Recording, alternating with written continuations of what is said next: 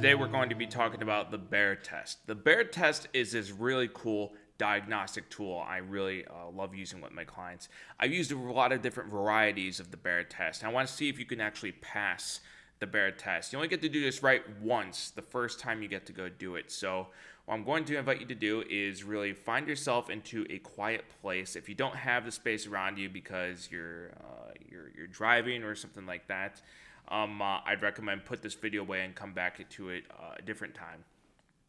What I want you to do is to find yourself a quiet and calm place and just go and close your eyes. And again, I emphasize to you, you only get to do this test once the first time around, and then you kind of guess what's coming afterwards because you're thinking it through. And this is one of these great diagnostic tools that, I haven't heard of any psychologist come up with in particular, but it was something I discovered in some of my travels and just kind of talking through things. I discovered that there was a lot of overlap between some of the answers clients were giving me and some of the tools that they were already using. So I'll take this opportunity now to run you through the bear test. Let's see what you got. So you're going to go and close your eyes, and you can trust me here. I'm not going to go and do any weird hypnotist anything. I just want to run you through the exercise, and you're going to provide all the information you could possibly need here. You're going to imagine yourself inside of a rainforest. I don't know if you've seen the movie The Revenant or any sort of dark, rainy type of forest type of situation. Whatever that's supposed to be, go imagine yourself inside of it and you're walking through it. You can imagine the noises. Is there chirping? Is there water falling? Is there leaves rustling? Is there things moving in the distance? What does it feel like? Is it cold? Is it warm? Is it very humid? Is it sort of dry, even though it's sort of this wet environment? It's sort of dry.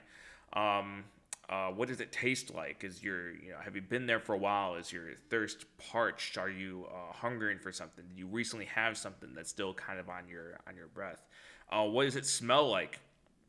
Just engage all of your senses really as much as possible, and don't even think far into the future. Don't even think far to the past. Just really get really, really, really, really close down to the present moment, and imagine yourself inside of this rainforest. Now what I want you to see is a bear. And the bear is going to emerge just quite naturally. Don't try to think too much, try to force it into your mind. You're still going through the forest, but you're going to go and discover a bear. The bear is going to show up inside of this forest, and you're just going to go and observe it. What is the bear doing? Is the bear just sitting there? Is the bear looking for something? Is the bear is it participating in some particular activity? Now, what you should notice with this bear is that it is very assertive. This is a bear that many would call an alpha bear. It's kind of a bear that just does really what it wants to do. It kind of takes charge. Lots of animals inside of the rainforest kind of fear this bear. Other bears, furthermore, know this bear to be one that's to be formidable, one that they respect, maybe that they're afraid of, one that could be quite vicious in certain occasions. You conjure out, but ultimately it's the alpha bear. Now, I want you to do, if you can, is to pause the video just for a couple of seconds and then to observe what the bear is doing. And I'm actually just going to pause in this video for a second to give you an opportunity to go do so. I'll pause for like maybe 10 or 15 seconds because I'm actually kind of curious to see what comes up for me.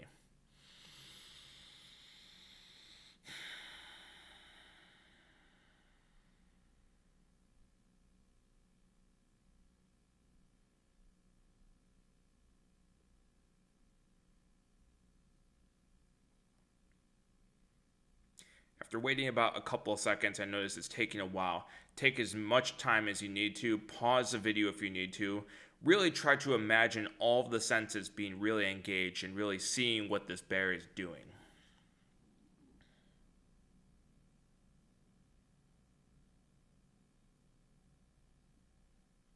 Great. So take as much time as you need to go do that. And what I'd like you to do, if you can, just note in your head, or you could write it down if you want, but just note in your head some key characteristics of what the bear was doing, how it was engaging in its environment.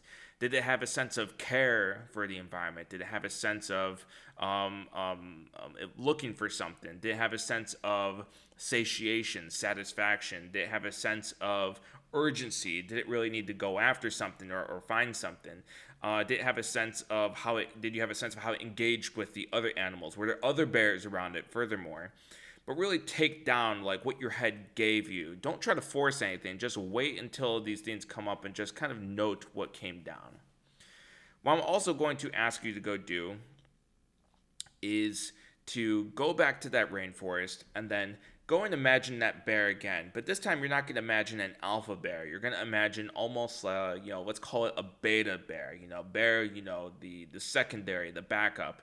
The one that's not really lived up to its bareness, if you will, its bare nature. It's something that's more on the timid side, something more on the reserved side. You can definitely see characteristics that this bear is not necessarily in charge, that's taking on some behaviors, interestingly enough. It's taking on some behaviors that are not becoming of what is something that other bears would want to be like. It's really one that's more of, you fill in the blank. Is it something where the bear is feeling more scared? Is it where it's being more reserved? Is it where it's hiding more? Is it where it's doubting itself?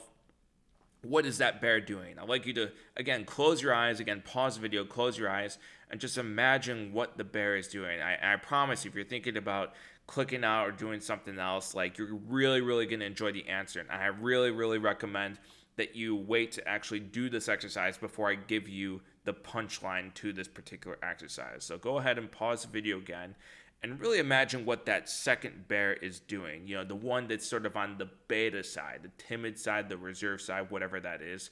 Go and imagine that scenario for yourself now.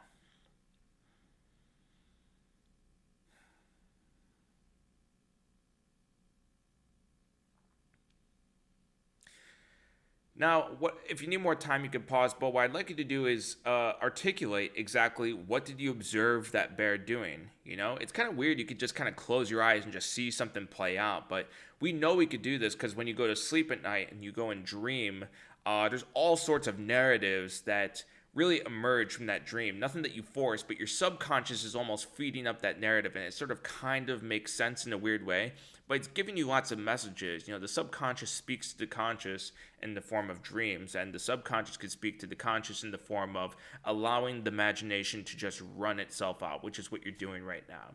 So really articulate what these things are. Don't just get a vibe for what it is. Really put it into words. What was the alpha bear doing? And then what was the beta bear doing? Was the alpha bear actually hunting for fish? Was the alpha bear rather moving more aggressively in its environment? Was the beta bear thinking, maybe I'm a little bit skittish, or I'm kind of startled by a lot of things? Was the beta bear looking to rely upon others? Was it looking to try to leech off of others? What was going on? I'm giving a lot of suggestions, but I really want you to play it out in your head and figure out what it is, because here is the punchline of this particular exercise. In this particular exercise, what you see with the alpha bear are characteristics in your own personality that you are missing that would allow you to be more assertive in the business environment, in the relationship environment, in whatever that might be. I'll give you an example. If many of you imagine something along the lines of the bear was just moving more aggressively, the bear was almost moving with intention, that might be something that you're missing in your day-to-day life. And like I talk about in the Refined Leadership Blueprint, you could really improve upon your life on a moment-to-moment basis. You could take this moment right now to say, how do I be more intentional and assertive with myself in this actual moment? And you should just remind yourself of that, and then you could improve upon that yet again by saying, how do I move more assertively in this environment? What would that even look like? Would that be you actually just actually speaking 10% louder? Would it be actually when you're opening doors, you're doing so with intention? When you're in that elevator, you're walking down the street and someone says hi, you say, hey, how's it going? How's everything been?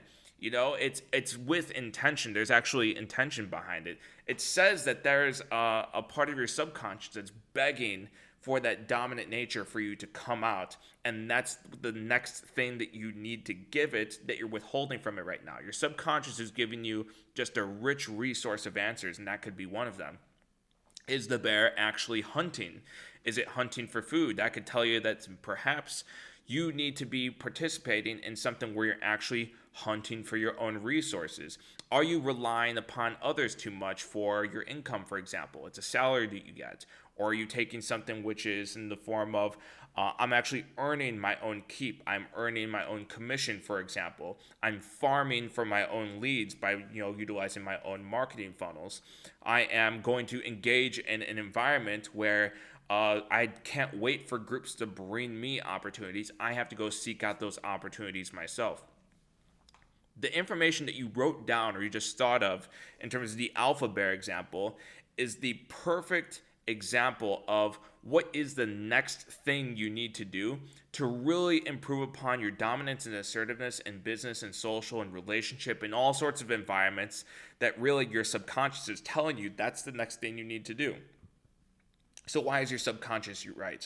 Your subconscious is so rich with just history. The reason why you're here today is because your parents were successful at surviving and they were successful at coming together and essentially finding a suitable partner and were responsible enough to raise you. Well, how were they able to go do that? They were able to do that because each of their parents were able to survive in their world. They were able to survive long enough and to be effectively attractive enough for their partner and suitable and effective enough to find a suitable partner to be able to go raise a child with and responsible enough to go do so that they can exist. Well, then how did they do that? We could keep moving backwards throughout history where you could think of, it didn't just take two parents, it took four grandparents, and then it took eight great grandparents, or 16. The numbers just explode in terms of the combinatorics behind it. But it's literally you have thousands and thousands of ancestors walking behind you that because each of them successfully solved the problem of how to survive and thrive in their environments, you get to live and exist. We can't go necessarily and talk to each of those ancestors, but each of those ancestors live inside of us, and they live inside of us in the form of the latent messages in terms of our intuition. Because the further and further you go back, the less and less information that everyone had. So how were they able to survive in those environments without information? They were able to survive in those environments because they had intuition. They had intuition from their parents that, again, managed to survive and were dominant enough to go and attract and find a suitable partner and then responsible enough to go and raise that family unit. All of that lives inside of you, which is like the coolest thing, just taking a spontaneous moment and being like, oh my God. It's not that thousands of ancestors are walking behind me and I have to sort of take the baton and take the story forward. It's that you are the thousands of ancestors behind you, whereas what you know in your day-to-day life is your conscious experience, but your subconscious is just rich with everything that came before you, and it's living inside of you in the form of your intuition and your subconscious. And we're drawing upon it just a little bit, the same way we've done in previous exercises like the free association exercise and like this one in the form of the bear test, really kind of seeing that external animal that's devoid of all human features. And there's a tradition in history of people using spirit animals and saying, what is my spirit animal that drives me forward? And I like to use the bear because the bear is very it's something that's very tribal in one sense. It's also something that's very adaptable. It really is at the top of the food chain in many ways. If you find yourself face to face with a bear in an environment, it's hard to come out of that alive unless you have some other machinery to get you out of it, whether it's some form of weapon or some form of vehicle to go and escape. So they're really on top of the food chain, and sort of a reference to Chicago as well, I suppose. But that's on the alpha side of the bear. That's something that your subconscious is telling you what you can start moving towards. What the beta bear is telling you is necessarily like what's going on with that. You're seeing that the bear is doing these other behaviors that are not admirable. They're not something that you respect, but you see that they're inclined to naturally go do it. This is essentially how your subconscious and thus how you react when you are devoid of resources. When you find yourself devoid of resources where you're lacking of something in particular, you tend to revert to these behaviors. So for example, suppose that you're extremely stressed out and you're extremely stretched out from things going on, because you may be at the top of your game, but everyone has a breaking limit. If you decide, I want to get this, I really want to embrace this peak performance and I want to push myself up to that limit because I know I could continue stretching upon that. There must be a sense of stress plus rest. You could push to the limit and then pull back so that you could push past it and get to a new limit. If someone is just going to keep pushing full throttle 100%, they're going to find themselves in this situation where they're approaching that burnout state, and they're going to be taking on these behaviors, in the words of Nietzsche, Friedrich Nietzsche, the philosopher, that that man who is weak or sick will be attacked by problems that they solved long ago. These are some of the problems, and in particular how they manifest. So if you could take a bear, for example, that is sort of grouping with other bears, this is something that is sort of that mechanism. When you find yourself very stretched in a particular way, you, the person that came up with this image, is more inclined to try to group together with others as a way of trying to kind of restore oneself. Does that make it a bad thing? Not necessarily. It depends on the context. Actually, when we think about things like sadness or depression, it's actually a good indicator to tell you need to group with others in order to go and effectively restore yourself so you can come back and go for the next target. You just don't want to be in that type of situation when you're in a leadership position, when you need to demonstrate that you're the hero, that you've mastered yourself, and you're prepared to go out into the world and to go conquer. You can't be demonstrating behaviors that you don't know how to go conquer the world. People don't want to be around a leader like that. They want to be around winners. And to be a winning team, you have to be a winner yourself. Because of the extent of what I'm doing with my other business, I could only take on 12 clients at a time. If this is something that you're excited about doing, about being able to map out the pathway, if you're excited about plotting the path to mastery, to ultimate success, which includes goal setting, which includes accomplishment of those goals, and setting yourself up for success for yourself as an individual, so that we could transition on into figuring out how to take those skills and then turn those into profits later on, how to turn it into other resources in the form of communication, sales, marketing, and negotiation. You would have the ability to do so after plotting that path out for yourself. If it's your goal to take that skill set and to take your ability to transform your skills into resources, and you want to scale it up by building a team of people that you can construct with yourself, with a shared vision and a shared passion, and able to turn your managerial leadership into an executive leadership to continue scaling out and build yourself a proper system that will yield you not only profits and revenue, but will also yield you your time back. You have a machine that actually churns out money for you, and it's something that you own. If you want to be able to build that level of leadership, we can go and do that afterwards. But until then, for the next 12 weeks, I'm going to be posting 1 week after the next week. Each of the one-on-one calls, they're going to be demonstrating this program. For those that are also accepted into this coaching program, because it will be something that we'll just have to have a quick conversation to make sure that you're a right fit for this type of program. You will also be invited to a weekly Junto on every Sunday. That's something which is essentially a group conversation that's intended for mutual improvement, a mastermind, if you will. This will be a group that will all meet, all of the clients that are meeting with me one-on-one, that will be able to come together to share some wins and to be able to share some things that each of us are working on right now, including myself, on how to further push the ball forward, how to, again, max out to that peak performance, and then how to recover effectively so that you can come back for the next one. I'll be sharing insights from what I am personally doing with my other business to essentially accelerate growth as fast as I possibly can. How to leverage everything I've possibly learned in my life in order to go transform that into profits, to transform that into resources, social resources, to be able to transform that into results, and to be able to transform my efforts into the life that I actually want to live. I want you to come with me on that venture for that life as well. If this is something that you're excited about working with, at the time of this recording, it is 30% off. Go click on the link inside of that description and go apply for our one-on-one coaching. Go click on that link for plotting the path to mastery, the one-on-one private coaching for goal setting, accomplishment, and the path to refined performance. I really look forward to working with you there, and I will see you on the next call.